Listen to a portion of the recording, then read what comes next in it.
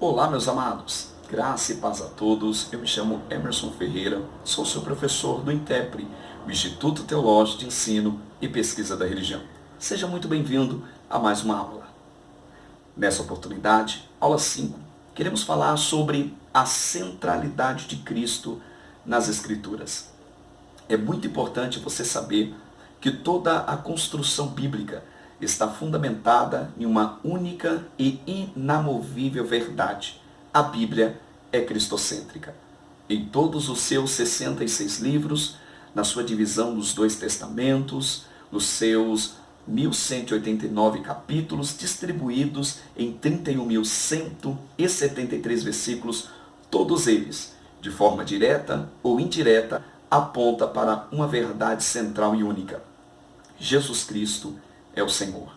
Nós, nessa oportunidade, queremos falar sobre esse assunto e fazer com que você entenda que toda a Bíblia corre um fio extensor que vai do seu primeiro livro, Gênesis, até o desfecho de todos os livros na consumação dos séculos, que é o livro da Revelação, o livro do Apocalipse. E você vai perceber que este fio, ele interliga, ele entrelaça todos os livros, construindo e costurando uma verdade única, poderosa e inalterável.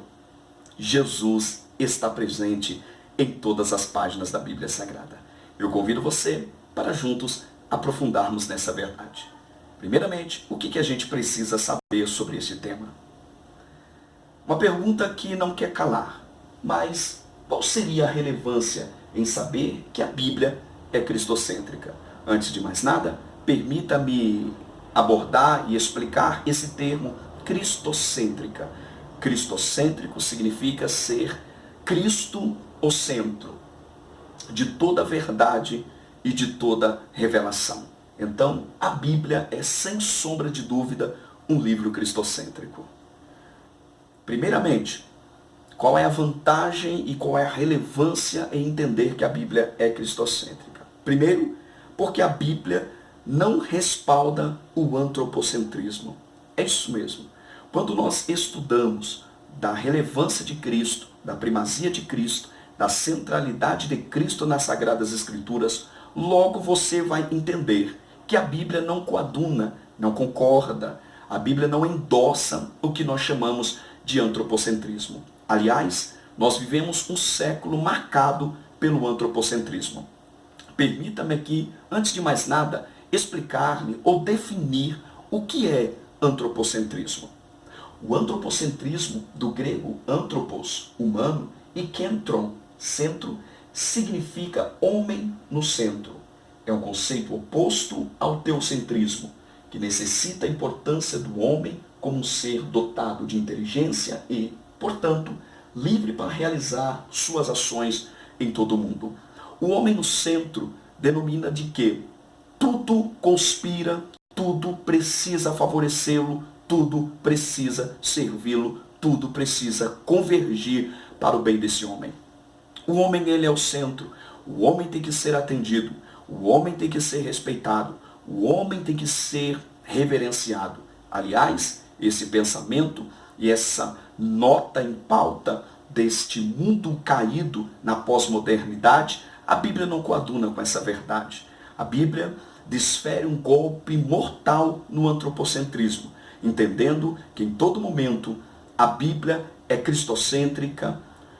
O homem precisa entender que em convergência, numa linha frontal, o antropocentrismo, está o teocentrismo. É Deus que tem que estar no centro. É Deus que é o Senhor, que é o soberano, que deve ser digno de adoração em todos os lugares, em todo momento. Então, para que serve entender a respeito de Cristo sendo o centro em toda a Bíblia Sagrada? Primeiramente, para que você possa entender que a Bíblia não respalda o antropocentrismo. Segundo, a centralidade de Cristo nas Escrituras revela a essência doutrinária cristã, que é redenção. Quando nós abordamos a respeito da centralidade de Cristo nas Escrituras, tem um assunto que ganha relevo, há uma verdade que ganha notoriedade. Qual verdade é essa? é a doutrina mor, a doutrina mais importante de todo o cabedal de doutrina que temos. Essa doutrina, ela é tão importante que ela está revelada de uma forma muito explícita em todas as escrituras sagradas. Fortemente no Pentateuco, nos livros históricos, proféticos e poéticos também expõe toda essa verdade. Ela vai ficar muito patente nos evangelhos, vai ser propagada no livro de Atos dos Apóstolos, ensinada lá nas epístolas e, por fim, vai ser consumada no livro do Apocalipse, o livro da Revelação. E qual verdade e qual doutrina é essa que ganha relevo e importância em todas as Sagradas Escrituras? A redenção. A Bíblia, ela é um livro redentivo. A Bíblia, ela é um livro que aponta e que mostra a necessidade do homem de se redimir diante de Deus. Isso é muito claro desde o seu primeiro livro, quando o homem peca contra Deus, desobedece ao Senhor e cede ao pecado. Naquele momento, a imagem e semelhança de Deus passa a ser desfigurada neste homem. A partir de então, inicia-se um processo de redenção, de redimir, de perdão, e que todo esse processo será detalhadamente construído pelo Senhor nosso Deus, sendo consumado no nascimento de Cristo Jesus e, por que não dizer, lá no alto da cruz do Calvário. Permita-me aqui fazer um tratado, uma abordagem um tanto pouco mais histórica, para você entender que Cristo está prefigurado em toda a Bíblia Sagrada. Primeiro, Jesus é centralidade no Pentateuco. Isso você vai conseguir entender já no primeiro livro da Bíblia, no capítulo de número 3 e versículo número 15, que é o texto de Gênesis, que vai falar a respeito do Senhor, o Todo-Poderoso. Ali está profetizado a vinda de Cristo. Aliás, pela primeira vez está profetizado o nascimento de Cristo e a sua gloriosa vitória. Se você for perceber, dos livros que sucedem, mais precisamente no livro de Levítico e no livro de Êxodo, de uma forma profunda, tremenda, será abordado todo esse processo redentor que tem Cristo como seu fiel e autor desta tão grande e soberana obra chamada obra redentora. Se você olhar para as mobílias do tabernáculo, todas elas apontam, evidenciam o sacrifício de Cristo Jesus, o nosso Senhor. A Bíblia vai empregar vários meios para descrever Cristo e sua centralidade. Em alguns momentos, vai fazer uso de vários recursos, como nós conhecemos, figuras de linguagem. Vai usar metáforas, em algum momento vai usar algumas alegorias. Você olhando para o livro de Gênesis, é impossível não perceber a alegoria de Cristo que está na figura daquele cordeiro que foi providenciado no sacrifício de Abraão. Certamente, ali está uma forte alegoria do Cordeiro de Deus que foi providenciado para o perfeito sacrifício na cruz do Calvário. Em várias outras partes você vai perceber que essa construção alegórica ou essa construção de metáforas vai estar muito claro, muito evidente que Cristo está presente em todo o Antigo Testamento bíblico. Tem um outro exemplo, aquela serpente que foi levantada no alto do deserto, para que todos aqueles que para aquela serpente olhassem, ficassem curados e fossem restaurados.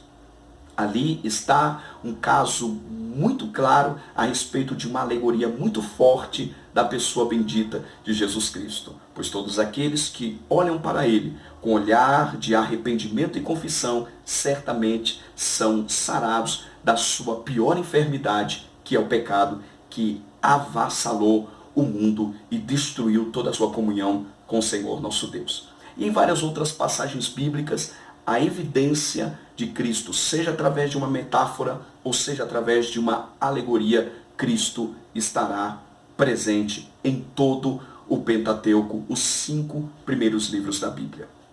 Nos livros históricos, esta regra não foge. Se você perceber, o ponto alto do livro histórico é exatamente a inserção do povo na terra de Canaã, que foi então idealizado, foi responsabilizado por um dos personagens mais importantes de todo o Antigo Testamento bíblico, a saber, Josué, o fiel sucessor do então legislador Moisés. Josué, cujo nome significa o Senhor é salvação, é sem sombra de dúvida uma das figuras mais fidedignas e tipológicas de todo o Antigo Testamento bíblico, que aponta para Cristo, nos inserindo, nos colocando no lugar de repouso e de refúgio, a terra de Canaã. É sem sombra de dúvida uma forte figura tipológica apontando para Cristo e sua maior obra, colocar-nos no lugar de descanso, a saber, a Canaã celestial. Nos livros poéticos, Cristo ele é cantado, ele é aclamado pelo coro de seres angelicais. Salmo de número 24, na minha modesta opinião, é o ápice da manifestação dessa entoação de canto e de adoração ao Senhor nosso Deus. Quando eles, de uma forma profunda, intensa, adoram a Deus, dizendo: levantai, levantai, ó entradas eternas. Levantai-vos, porque entrará o Rei da Glória.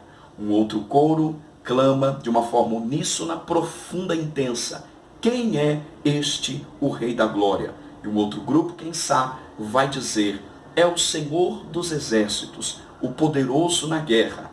Ele é o Rei da Glória. Certamente, poderíamos construir uma ponte exegética aqui entre esse texto e a ascensão de Cristo que ocorre no livro de Atos dos Apóstolos. Cristo, dando as suas últimas instruções aos discípulos, se percebe que os seus pés eles vão lentamente se descolando da terra, vai ganhando ar, até que ele sobe e fica oculto entre as nuvens, e ali a gente pode entender que era a chegada de Cristo no seu local de onde ele havia saído, que são as mansões celestiais. E é exatamente neste momento que acreditamos, segundo uma linha exegética de interpretação, sem forçar a passagem bíblica, o momento em que Cristo chega novamente ao seu lugar, ao seu trono, a sua majestade e soberania é recebido pelo tão aclamado e profundo e intenso louvor de adoração que está no Salmo de número 24. Poderíamos também dizer que Cristo está presente nos registros proféticos. Tem no livro do profeta Isaías o ápice da revelação do ministério e do senhorio de Jesus Cristo. O livro do profeta Isaías ele é tido como uma miniatura de Bíblia, exatamente com seus 66 capítulos, e curiosamente, do capítulo 1 ao capítulo de número 39, ele vai descrever uma mensagem muito intensa de juízo e condenação aos pecados de Israel, muito parecido com o Antigo Testamento bíblico.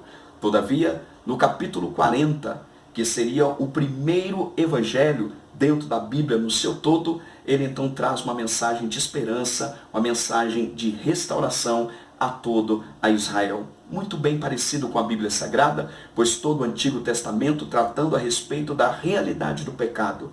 Mas temos na revelação dos evangelhos, com a abertura no Evangelho de Mateus, uma tão gloriosa mensagem de esperança. Cristo Jesus nasceu para nos redimir e nos livrar de todo o poder do pecado.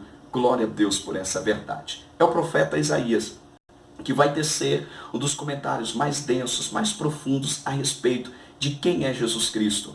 É o profeta Isaías que, com uma beleza que lhe é peculiar, pois sua formação lhe favorecia este tão vasto conhecimento no hebraico um pouquinho mais sofisticado, e ele vai com uma profundidade poética descrever Jesus, o seu nascimento, onde é que ele haveria de nascer, quais eram seus principais nomes: maravilhoso, conselheiro, pai da eternidade, príncipe da paz.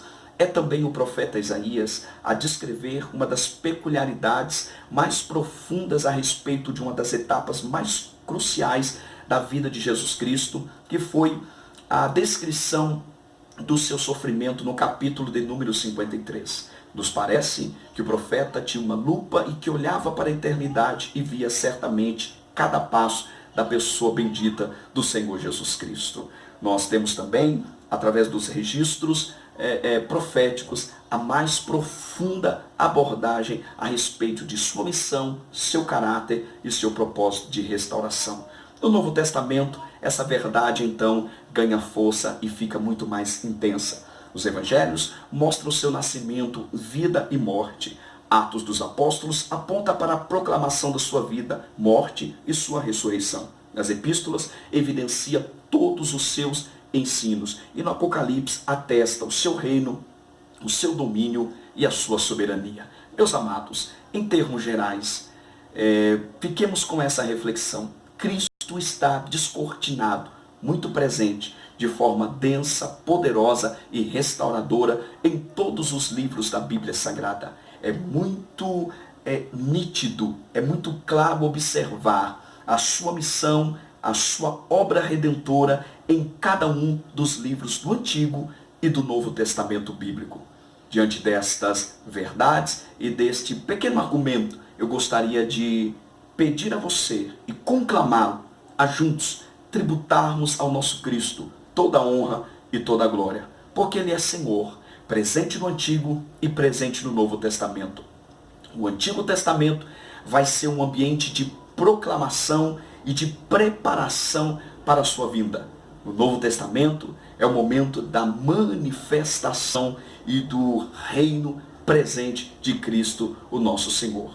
Até no livro do Apocalipse temos a consumação de todo o seu poder, sua glória e seu domínio. Meus amados, Deus abençoe a cada um de vocês. Fiquemos com essa singela reflexão, entendendo os pormenores da pessoa maravilhosa que é Cristo Jesus. Deus abençoe a todos e não se esqueça, INTEPRE, Instituto Teológico de Ensino, Pesquisa da Religião, comunicando excelência à sua vocação.